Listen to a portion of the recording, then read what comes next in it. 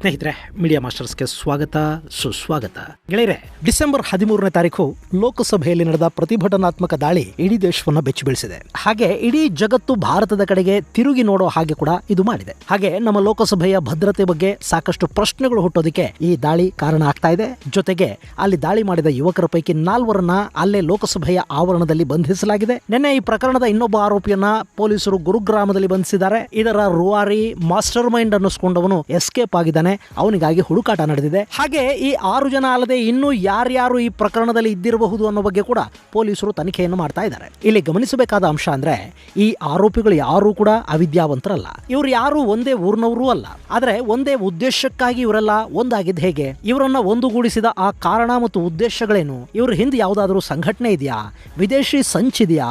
ಸರ್ಕಾರಕ್ಕೆ ಕೆಟ್ಟ ಹೆಸರನ್ನು ತರೋ ಪ್ರಯತ್ನದ ಭಾಗನಾ ಇದು? ಅಥವಾ ಈ ಹುಡುಗರು ನಿಜವಾಗ್ಲೂ ಕ್ರಾಂತಿ ಮಾಡಬೇಕು ಅನ್ನೋ ಭ್ರಮೆಗೆ ಬಿದ್ರ? ದೇಶದ ಸಮಸ್ಯೆಗಳ ಬಗ್ಗೆ ಗಮನ ಸೆಳೆಯೋ ಉದ್ದೇಶ ಈ ದಾಳಿಯ ಹಿಂದಿತ್ತ? ಅಥವಾ ರಾತ್ರೋರಾತ್ರಿ ಫೇಮಸ್ ಆಗಿಬಿಡಬೇಕು ಅನ್ನೋ ಕಾರಣಕ್ಕೆ ಇಂಥದ್ದೊಂದು ಸಾಹಸಕ್ಕೆ ಕೈ ಹಾಕಿದ್ರ? ಈ ದಾಳಿಯ ಹಿಂದೆ ರಾಜಕೀಯ ಉದ್ದೇಶಗಳಿವ್ಯಾ? ಹೀಗೆ ಸಾಕಷ್ಟು ಆಯಾಮಗಳಲ್ಲಿ ಪೊಲೀಸರು ತನಿಖೆಯನ್ನು ಮಾಡ್ತಾ ಇದ್ದಾರೆ. ಹಾಗಾದ್ರೆ ಈ ಯುವಕರು ಯಾರು? ಅವರ ಉದ್ದೇಶ ಏನಿರಬಹುದು? ಇಂಥ ದಾಳಿಗಳ ಮೂಲಕ ಏನನ್ನಾದ್ರೂ ಸಾಧಿಸೋದಕ್ಕೆ ಸಾಧ್ಯ ಆಗತ್ತಾ? ಸಾಧಿಸಿದ ಉದಾಹರಣೆಗಳೇನಾದ್ರೂ ಇವೆಯಾ ಅನ್ನೋ ಬಗ್ಗೆ ಒಂದಷ್ಟು ಮಾಹಿತಿಯನ್ನ ನಾವಿಲ್ಲಿ ನೋಡೋಣ.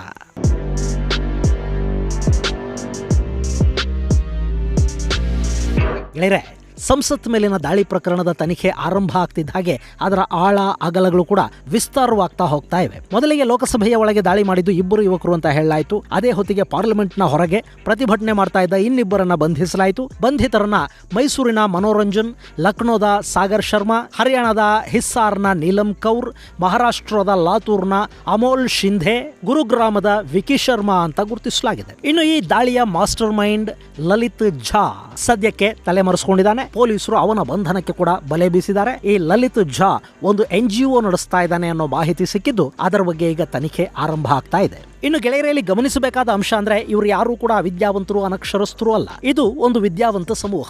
ನೀಲಂ ಕೌರ್ ಶಿಕ್ಷಕಿಯಾಗಿ ಕೆಲಸ ಮಾಡ್ತಾ ಸಿವಿಲ್ ಸರ್ವಿಸ್ಗೆ ತಯಾರಾಗ್ತಾ ಇದ್ದ ಹೆಣ್ಣುಮಗಳು. ಅಮೋಲ್ ಶಿಂಧೆ ಕೂಡ ಉತ್ತಮ ವಿದ್ಯಾಭ್ಯಾಸವನ್ನು ಪಡ್ಕೊಂಡಿದ್ದ.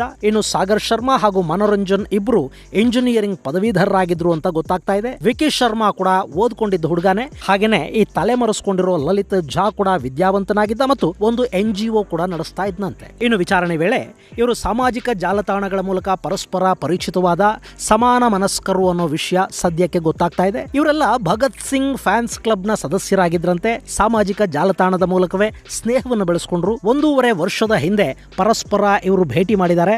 ಭಗತ್ ಸಿಂಗ್ ಹೇಗೆ ಬ್ರಿಟಿಷ್ ಅಸೆಂಬ್ಲಿ ಮೇಲೆ ದಾಳಿ ಮಾಡಿ ದೇಶದ ಗಮನವನ್ನು ಸೆಳೆದಿದ್ನು, ಅದೇ ತರ ತಾವು ಕೂಡ ಪಾರ್ಲಿಮೆಂಟ್ ಮೇಲೊಂದು ದಾಳಿ ಮಾಡಬೇಕು ಅಂತ ಇವರು ಪ್ಲಾನ್ ಮಾಡಿದ್ರು. ಆ ಬಳಿಕ ಲೋಕಸಭೆ ಬಗ್ಗೆ ಒಂದಷ್ಟು ಮಾಹಿತಿಯನ್ನು ಸಂಗ್ರಹಿಸಿದ್ದಾರೆ. ಅಲ್ಲಿ ಭದ್ರತೆ ಹೇಗಿರುತ್ತೆ, ಯಾವೆಲ್ಲ ವಸ್ತುಗಳನ್ನ ಅಲ್ಲಿ ತಗೊಂಡು ಹೋಗೋದಕ್ಕೆ ಸಾಧ್ಯ ಆಗುತ್ತೆ, ಹೇಗೆಲ್ಲ ನಾಗರಿಕರನ್ನ ಚೆಕ್ ಮಾಡ್ತಾರೆ ಅನ್ನೋ ಮಾಹಿತಿಯನ್ನ ಸಂಗ್ರಹಿಸಿದ ನಂತರ ಈ 6 ಮಂದಿ ಲೋಕಸಭೆಯ ಒಳಗೆ ಹೋಗಿ ಅಲ್ಲಿ ಸ್ಮೋಕ್ ಕ್ಯಾನ್ಗಳನ್ನ ಎಸೆದು ಘೋಷಣೆ ಕೂಗಿ ಬಂಧಿತರಾಗಿ ಮೀಡಿಯಾಗಳ ಮುಂದೆ ನಿಂತು ಯಾಕೆ ಈ ಕೃತ್ಯವನ್ನ ನಾವು ಮಾಡಿದ್ವಿ ಅನ್ನೋದನ್ನ ಹೇಳ್ಕೋಬೇಕು. ಹೀಗೆ ಏನೇನೋ ಪ್ಲಾನ್ ಮಾಡ್ಕೊಂಡಿದ್ದಾರೆ.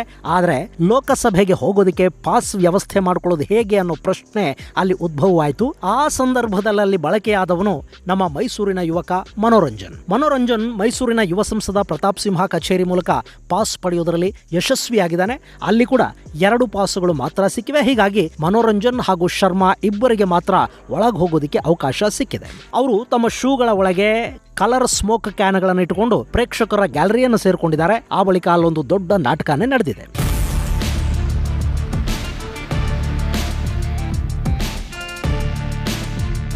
ಗೆಳೆಯರೆ, ಇಲ್ಲಿ ನಿರುದ್ಯೋಗ ಮತ್ತು ದೇಶದ ಇನ್ನಿತರ ಜ್ವಲಂತ ಸಮಸ್ಯೆಗಳ ವಿರುದ್ಧ ಈ ಹುಡುಗರು ಪ್ರತಿಭಟನೆಯನ್ನು ನಡೆಸಿದ್ದಾರೆ. ನಿರಾಸೆ ಹಾಗೂ ಭ್ರಮನಿರಸನಗಳಿಂದ ಇಂಥ ಕೃತ್ಯವನ್ನ ನಡೆಸಿದ್ದಾರೆ ಅಂತ ಹೇಳಲಾಗ್ತಾ ಇದೆ. ಆದರೂ ಇವರು ಎಲ್ಲರೂ ಕೂಡ ನಿರುದ್ಯೋಗಿ ಯುವಕರು ಅಥವಾ ದುಡಿಯುವ ಮಾರ್ಗಗಳು ಗೊತ್ತಿಲ್ಲದೆ ನಿರುತ್ಸಾಹಗೊಂಡವರು ಅಲ್ಲ. ಈ ಮನೋರಂಜನ್ಗೆ ಸಾಕಷ್ಟು ಪಿತ್ರಾರ್ಜಿತ ಆಸ್ತಿ ಇದೆ. ಹಾಸನ ಜಿಲ್ಲೆಯ ಅರಕಲಗೂಡು ತಾಲೂಕಿನ ಮಲ್ಲಾಪುರ ಗ್ರಾಮದವನಾದ ಮನೋರಂಜನ್ ಉತ್ತಮ ಕುಟುಂಬದಿಂದ ಬಂದ ಹುಡುಗ.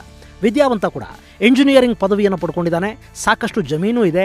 ಅಲ್ಲಿ ಕೋಳಿ ಫಾರಂ ಹಾಗೂ ಇನ್ನೇನೋ ಮಾಡೋ ಪ್ರಯತ್ನಗಳನ್ನು ಕೂಡ ಇವನ ತಂದೆ ಮಾಡಿದ್ದಾರೆ. ಇನ್ನು ಮನೋರಂಜನ್ ಮನೆಯಲ್ಲಿ ಸಿಕ್ಕ ಪುಸ್ತಕಗಳನ್ನು ನೋಡಿದ್ರೆ ಈ ಹುಡುಗ ತುಂಬಾ ಓದ್ಕೊಂಡಿದ್ದಾನೆ ಅಂತ ಕೂಡ ಅನ್ಸುತ್ತೆ.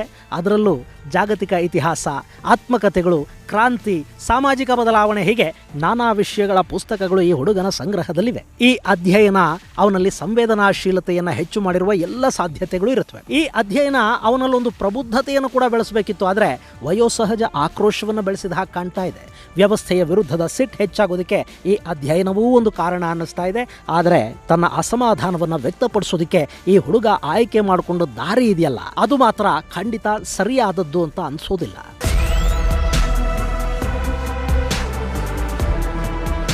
ಗೆಳೆಯರೆ, ಈ ದೇಶದಲ್ಲಿ ನಾನಾ ಸಮಸ್ಯೆಗಳಿವೆ ಅನ್ನೋದು ನಿಜ. ನಮ್ಮ ಪ್ರಜಾಪ್ರಭುತ್ವ ವ್ಯವಸ್ಥೆಯಲ್ಲೇ ಸಾಕಷ್ಟು ಲೋಪಗಳಿವೆ, ದೋಷಗಳಿವೆ. ಹೀಗಾಗಿ ಈ ವ್ಯವಸ್ಥೆ ಸರಿ ಇಲ್ಲ ಅಂತ ಕೆಲ ದಶಕಗಳ ಹಿಂದೆ ನಮ್ಮಲ್ಲಿ ನಕ್ಸಲ್ ಚಳವಳಿ ಹುಟ್ಟುಕೊಳ್ತು. ಬಂದೂಕಿನಿಂದ ಸಮಾನತೆಯನ್ನು ಸಾಧಿಸ್ತೀವಿ, ರಾಜಕೀಯ ಅಧಿಕಾರವನ್ನು ಕೂಡ ಪಡ್ಕೊಳ್ತೀವಿ ಮತ್ತು ಈ ದೇಶದ ವ್ಯವಸ್ಥೆಗಳನ್ನು ಬದಲಿಸ್ತೀವಿ ಅಂತ ಹೊರಟ ಆ ಹೋರಾಟ ದಶಕಗಳ ಅವಧಿಯಲ್ಲಿ ಸಾಧಿಸಿದ್ದಂತೂ ಏನೂ ಇಲ್ಲ.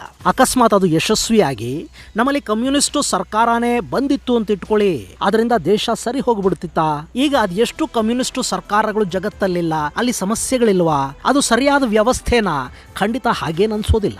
ಒಂದು ಕಾಲದಲ್ಲಿ ಕಾಲೇಜುಗಳ ಹಾಸ್ಟೆಲ್ಗಳಲ್ಲಿ ಕೂತು ರಾತ್ರಿ ಇಡೀ ಕಾರ್ಲ್ ಮಾರ್ಕ್ಸ್ ಅನ್ನು ಓದ್ತಾ ಬೆಳಗಾಗೋಷ್ಟರಲ್ಲಿ ಕ್ರಾಂತಿ ಆಗಿಬಿಡುತ್ತೆ ಅಂತ ಭ್ರಮಿಸ್ತಾ ಇದ್ದ ಯುವ ಸಮೂಹ ಏನಿತ್ತು, ಅದರ ನಡುವೆ ನಾನು ಕೂಡ ಇದ್ದೆ. ಆದರೆ ಓದ್ತಾ ಓದ್ತಾ ಈ ಸಮಾಜವನ್ನು ಅರ್ಥ ಮಾಡ್ಕೊಳ್ಳೋದಕ್ಕೆ ಪ್ರಯತ್ನ ಮಾಡ್ತಾ ಮಾಡ್ತಾ ಜಗತ್ತನ್ನು ನೋಡ್ತಾ ಹೋದ ಮೇಲೆ ಕಮ್ಯುನಿಸಂ ಅನ್ನೋದು ಕೂಡ ಪರಿಪೂರ್ಣ ಅಲ್ಲ ಅನ್ನೋದು ಅರ್ಥ ಆಯಿತು. ಪ್ರಜಾಪ್ರಭುತ್ವ ವ್ಯವಸ್ಥೆ ಸರಿ ಇಲ್ಲ ಅನ್ನೋದನ್ನು ನಾವು ಒಪ್ಪಿದ್ರೂ ಕೂಡ ಅದಕ್ಕೆ ಪರ್ಯಾಯ ಏನು ಅಂತ ಕೇಳಿದರೆ ತಕ್ಷಣಕ್ಕೆ ಉತ್ತರ ಸಿಗೋದಿಲ್ಲ. ಇಲ್ಲಿ ವ್ಯವಸ್ಥೆ ಬದಲಾಗಬೇಕು, ಅಂದರೆ ನಾವು ಜನ ಬದಲಾಗಬೇಕು, ನಮ್ಮ ಮನಸ್ಥಿತಿಗಳು, ಆಲೋಚನಾ ವಿಧಾನಗಳು ಬದಲಾಗಬೇಕು, ನಮ್ಮಲ್ಲಿ ಪ್ರಾಮಾಣಿಕತೆ ಶುರು ಆಗಬೇಕು. ಅದಾಗದೆ ಯಾವುದು ಕೂಡ ಬದಲಾಗೋದಕ್ಕೆ ಸಾಧ್ಯನೇ ಇಲ್ಲ. ಪಾಪ ಈ ಹುಡುಗರು ಕೂಡ ಅಂಥದ್ದೇ ಒಂದು ಬದಲಾವಣೆಯ ಕನಸನ್ನು ಕಂಡ್ರ ಗೊತ್ತಿಲ್ಲ.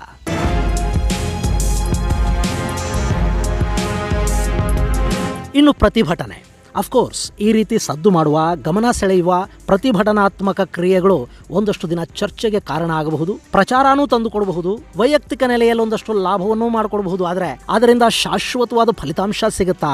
ಹಾಗೇನೂ ಅನ್ಸೋದಿಲ್ಲ. ನಿಮಗೆ ನೆನಪಿರಬೇಕು, ಕೆಲ ವರ್ಷಗಳ ಹಿಂದೆ ತಮಿಳುನಾಡಿನ ತಂಜಾವೂರಿನ ರೈತರು ತಮ್ಮ ಬೆಳೆಗೆ ಸರಿಯಾಗಿ ಪರಿಹಾರ ಸಿಕ್ಕಿಲ್ಲ ಅಂತ ಆರೋಪಿಸಿ ಅರೆಬೆತ್ತಲಾಗಿ ಮಾನವರ ತಲೆಬುರುಡೆಗಳನ್ನ ಇಟ್ಟುಕೊಂಡು ದೆಹಲಿಯಲ್ಲಿ ಪ್ರತಿಭಟನೆಯನ್ನ ಮಾಡಿದರು. ಆ ರೈತರು ಲೋಕಸಭೆಗೆ ನುಗ್ಗಲಿಲ್ಲ, ವಿಧಾನಸಭೆಯನ್ನು ಪ್ರವೇಶ ಮಾಡಲಿಲ್ಲ, ಸಂಸದರ ಕಾರುಗಳನ್ನು ಅಡ್ಡ ಹಾಕಲಿಲ್ಲ, ಕಲ್ಲು ತೂರಾಡಲಿಲ್ಲ, ಸ್ಮೋಕ್ ಕ್ಯಾನ್ಗಳನ್ನು ತಗೊಂಡು ಹೋಗಲಿಲ್ಲ. ತಲೆಬುರುಡೆಗಳನ್ನು ಇಟ್ಟುಕೊಂಡು ಮಾಡ್ತಾ ಇದ್ದ ಅವರ ಪ್ರತಿಭಟನೆ ತುಂಬಾನೇ ವಿಶಿಷ್ಟವಾಗಿತ್ತು. ರಾಷ್ಟ್ರೀಯ ಮತ್ತು ಅಂತಾರಾಷ್ಟ್ರೀಯ ಮಾಧ್ಯಮಗಳ ಗಮನ ಸೆಳೆಯಿತು. ಅವರ ಒಂದಷ್ಟು ಬೇಡಿಕೆಗಳು ಕೂಡ ಈಡೇರಿದ್ವು. ಅಲ್ಲಿ ರೈತರು ಹಿಂಸಾಚಾರಕ್ಕೆ ಮುಂದಾಗಲಿಲ್ಲ, ಕಾನೂನನ್ನು ಕೈಗೆತ್ತಿಕೊಳ್ಳಿಲ್ಲ. ಆ ಸಾಮಾನ್ಯ ರೈತರಿಗೆ ಗೊತ್ತಾಗಿದ್ದು ಈ ವಿದ್ಯಾವಂತರು ಅಂತ ಅನ್ನಿಸ್ಕೊಂಡ ಯುವಕರಿಗೆ ಗೊತ್ತಾಗಲಿಲ್ವಾ? ಅಥವಾ ಈ ಹುಡುಗರಿಗೆ ಪ್ರಚಾರನೇ ಬೇಕಿತ್ತಾ? ಈ ಹುಡುಗರ ಪ್ಲಾನ್ನ ಹಿಂದೆ ಬೇರೆ ಇನ್ಯಾರಾದರೂ ಇದ್ದು ಇವರ ಅಸಹನೆ, ಆವೇಶಗಳನ್ನ, ಅಮಾಯಕತೆಯನ್ನ ಬಳಸಿಕೊಂಡು ಇವರನ್ನ ಬಲಿಪಶುಗಳನ್ನಾಗಿ ಮಾಡಿದ್ರ? ಈ ತಂಡದ ನಾಯಕನಿಗೆ ಬೇರೆ ಏನಾದರೂ ಉದ್ದೇಶ ಆಯ್ತಾ? ಯಾಕೆಂದ್ರೆ ಈ ತಂಡದ ನಾಯಕ ಅಂತ ಹೇಳಲಾಗ್ತಾ ಇರೋ ಲಲಿತ್ ಝಾ ಒಂದು NGO ನಡೆಸ್ತಾ ಇದ್ದಾನೆ ಅಂತ ಹೇಳಲಾಗ್ತಾ ಇದೆ. NGO ಒಂದು ಕೂಡಲೇ ನಮಗೆ ವಿದೇಶಿ ನೆರಳು ಕಾಣಿಸೋದಕ್ಕೆ ಶುರು ಆಗುತ್ತೆ. ಯಾಕೆಂದ್ರೆ ಈ ಹಿಂದೆ ನಮ್ಮಲ್ಲಿ ನಡೆದ ಸಾಕಷ್ಟು ಪ್ರತಿಭಟನೆಗಳು, ಆಂದೋಲನಗಳ ಹಿಂದೆ ಸರ್ಕಾರಗಳನ್ನ ಬದಲಿಸುವ ಹುನ್ನಾರಗಳಿತ್ತು. ಆ ಚಳುವಳಿಗಳ ಹಿಂದೆ ವಿದೇಶಿ ಶಕ್ತಿಗಳಿತ್ತು. ಆ ವಿದೇಶಿ ಅಜೆಂಡಾಗಳನ್ನ ಇಲ್ಲಿ ಜಾರಿಗೆ ತರೋದಕ್ಕೆ ಕೆಲಸ ಮಾಡಿದ್ದು ಇಲ್ಲಿನ NGOಗಳು. ಹೀಗಾಗಿ ಈ NGO ಆಂಗಲ್ ಅನ್ನೋದು ಕೂಡ ಇಲ್ಲೊಂದಷ್ಟು ಅನುಮಾನಗಳಿಗೆ ಕಾರಣವಾಗ್ತಾ ಇದೆ. ಇನ್ನು ಲಲಿತ್ ಝಾನ ಸ್ನೇಹಿತನೊಬ್ಬ ಒಂದಷ್ಟು ಮಾಹಿತಿಯನ್ನು ಕೊಟ್ಟಿದ್ದಾನೆ. ಡಿಸೆಂಬರ್ 13ರಂದು ಮಧ್ಯಾಹ್ನ 1ರಿಂದ 2 ಗಂಟೆ ನಡುವೆ ಲಲಿತ್ ಝಾ ತನ್ನ ಸ್ನೇಹಿತ ನೀಲಾಕ್ಷ ಐಚ್ ಅನ್ನೋನಿಗೆ ಲೋಕಸಭೆ ಬಳಿ ನಡೆದ ಘಟನೆಯ ವಿಡಿಯೋವೊಂದನ್ನು ಕಳುಹಿಸಿಕೊಟ್ಟಿದ್ದಾನೆ. ಹೀಗಾಗಿ ಈ ಪ್ರಕರಣದಲ್ಲಿ ಐಚ್ ಹೆಸರು ಕೂಡ ಕೇಳಿಬಂತು. ಅವನನ್ನು ಕೂಡ ಪೊಲೀಸರು ವಿಚಾರಣೆಗೆ ಕರೆದ್ರು. ಇಲ್ಲಿ ಐಚ್ ಹೇಳಿರೋ ಪ್ರಕಾರ ಝಾ ಒಂದು NGOನ ರನ್ ಮಾಡ್ತಾನಂತೆ. ಅವನು ತನ್ನನ್ನು ತಾನು ಸೋಷಿಯಲ್ ವರ್ಕರ್ ಅಂತ ಹೇಳ್ಕೊಳ್ತಾ ಇದ್ನಂತೆ. ಪಶ್ಚಿಮ ಬಂಗಾಳದ ಗ್ರಾಮೀಣ ಭಾಗದಲ್ಲಿ ತನ್ನ ನೆಟ್ವರ್ಕ್ ತುಂಬಾ ಚೆನ್ನಾಗಿದೆ ಅಂತ ಹೇಳ್ಕೊಂಡಿದ್ನಂತೆ. ಅಷ್ಟೇ ಅಲ್ಲದೆ ಪುರುಲಿಯಾ ಮತ್ತು ಜಾರ್ಗ್ರಾಮ್ನ ಭಾಗದಲ್ಲಿ ತನ್ನ ಹಿಡಿತ ತುಂಬಾ ಗಟ್ಟಿಯಾಗಿದೆ ಅಂತ ಕೂಡ ಇವನು ಹೇಳಿಕೊಂಡಿದ್ದ. ಹೀಗಾಗಿ ನಾನು ಕೂಡ ಅವನ ಜೊತೆ ಸೇರ್ಕೊಂಡಿದ್ದೆ. ಹೀಗಿರುವಾಗಲೇ ಲಲಿತ್ ಝಾ ತನ್ನ NGOನ ಮುಂದಿನ ದಿನಗಳಲ್ಲಿ ರಾಜಕೀಯ ಪಕ್ಷವಾಗಿ ಬದಲಿಸೋದ್ರ ಬಗ್ಗೆ ಮಾತಾಡಿದ್ದ. ಅಲ್ಲಿಗೆ ನಮಗವನ ರಾಜಕೀಯ ಮಹತ್ವಾಕಾಂಕ್ಷೆ ಗೊತ್ತಾಯ್ತು ಅಂತ ಈ ಐಚ್ ಹೇಳ್ಕೊಂಡಿದ್ದಾನೆ. ಹಾಗಾದ್ರೆ ಲಲಿತ್ ಝಾ ಪ್ರಚಾರಕ್ಕಾಗಿ ಈ ಕೃತ್ಯವನ್ನು ಮಾಡಿಸಿದ್ನಾ?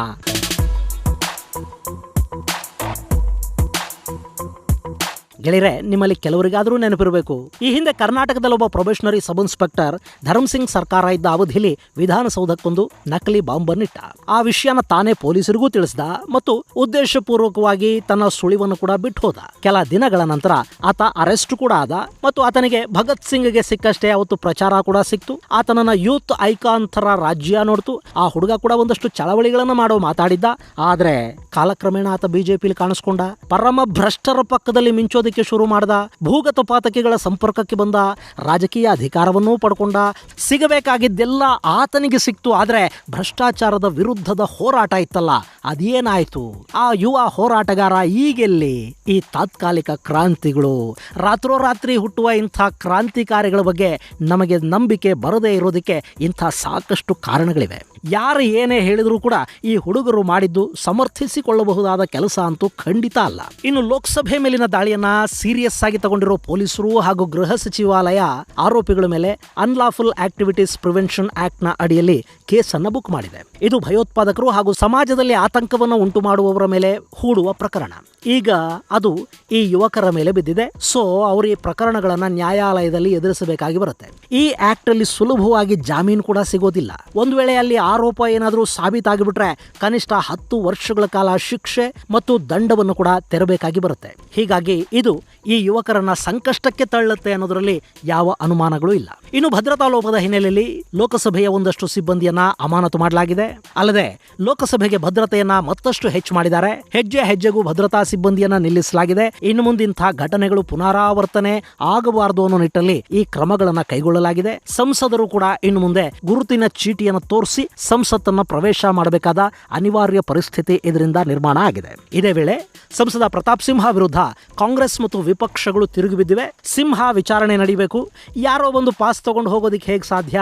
ಮೈಸೂರಿನಿಂದ ಬಂದವರಿಗೆಲ್ಲ ಪಾಸ್ ಸಿಗುತ್ತಾ ಅನ್ನೋ ಥರದ ಪ್ರಶ್ನೆಗಳನ್ನ ಕೇಳ್ತಿರುವ ವಿಪಕ್ಷಗಳು ಪ್ರತಾಪ್ ಸಿಂಹ ಅವರನ್ನ ಉಚ್ಚಾಟನೆ ಮಾಡಬೇಕು ಅಂತ ಒತ್ತಾಯಿಸ್ತಾ ಇವೆ. ಈ ಬಗ್ಗೆ ಲೋಕಸಭಾ ಸ್ಪೀಕರ್ ಯಾವ ನಿರ್ಧಾರವನ್ನು ತಗೋತಾರೆ ಅನ್ನೋದನ್ನ ಕಾದು ನೋಡಬೇಕು. ಗೆಳೆಯರೆ, ಮೈಸೂರಿನ ಮನೋರಂಜನ್ ಅವರ ತಂದೆ ಮಾತಾಡ್ತಾ ಇರೋದನ್ನ ಕೇಳ್ತಾ ಇದ್ದೀನಿ. ಆ ಹುಡುಗ ಭಾವಾವೇಶಕ್ಕೆ ತುತ್ತಾಗಿದ್ದಾನೆ. ಕಮ್ಯುನಿಸ್ಟರ ಸಂಪರ್ಕ ಒಂದಷ್ಟು ತಲೆ ಕೆಡಿಸಿದ ಹಾಗಿದೆ. ಬದಲಾವಣೆಯನ್ನ ತಂದುಬಿಡೋ ಭ್ರಮೆಯಲ್ಲಿ ಯಾರದ್ದೋ ಸಂಚಿಗೆ ಈ ಹುಡುಗ ಮತ್ತವನ ಜೊತೆಗಿದ್ದವರು ಬಲಿಯಾದ್ರ. ಈ ಲಲಿತ್ ಝಾನ ಬಂಧನವಾಗೋವರೆಗೆ ವಿಷಯ ಏನು ಅನ್ನೋದು ಪೂರ್ತಿಯಾಗಿ ಗೊತ್ತಾಗೋದಿಲ್ಲ. ಅವನನ್ನು ಕೂಡ ಪೊಲೀಸರು ಹಿಡ್ಕೊಂಡು ಬರ್ತಾರೆ. ಅಸಲಿ ಸಂಗತಿ ಏನು ಅನ್ನೋದು ಕೂಡ ಖಂಡಿತ ಗೊತ್ತಾಗತ್ತೆ. ಇನ್ನು ಇವರು ಭವಿಷ್ಯವನ್ನ ಹಾಳು ಮಾಡ್ಕೊಂಡು ಬಿಟ್ರು ಅಂತೇನು ಅನ್ಸೋದಿಲ್ಲ. ಯಾಕೆ ಅಂದ್ರೆ ಹೀಗೆ ಹೀರೋಗಳಾದವರು ಯಾರೂ ಕೂಡ ಇವತ್ತು ತಮಗೇನನ್ನು ಕಡಿಮೆ ಮಾಡಿಕೊಂಡಿಲ್ಲ.